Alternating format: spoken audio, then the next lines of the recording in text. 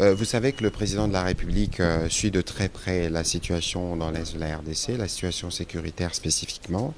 Nous avons été il y a quelques jours en réunion du Conseil supérieur de la défense et il y a un certain nombre de sujets qui ont été abordés. La question ici, il était question autour du président de la République de faire le point de cette situation. Vous avez entre autres suivi la trêve obtenue, proposée par le gouvernement américain, la trêve humanitaire pour permettre d'avoir une intervention sur terrain en 2 semaines du fait justement des agissements du gouvernement rwandais et de ses supplétifs du M23. Donc il était question de passer en revue toutes ces questions-là, mais aussi le président de la République a délégué a instruit la première ministre et chef du gouvernement de tenir la réunion du Conseil de ministres de ce jour, parce qu'à la suite de la réunion qu'il vient d'avoir avec les membres du gouvernement, il va avoir une réunion avec la task force du haut commandement militaire pour passer aussi en revue d'autres aspects qui seront la suite des discussions que nous avons abordées ces jours. Mais ce qu'il faut retenir,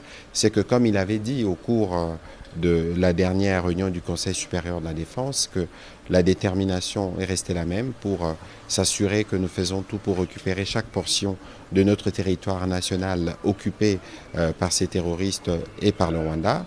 Et il y a déjà beaucoup de pressions qui sont faites sur le Rwanda. Notamment, vous avez suivi le blocage de l'aide humanitaire prévue par l'Union européenne. Tout ça, ce sont des choses qui peuvent rentrer dans le cadre de nos efforts diplomatiques, parce que vous savez que nous sommes sur plusieurs fronts à ces sujets.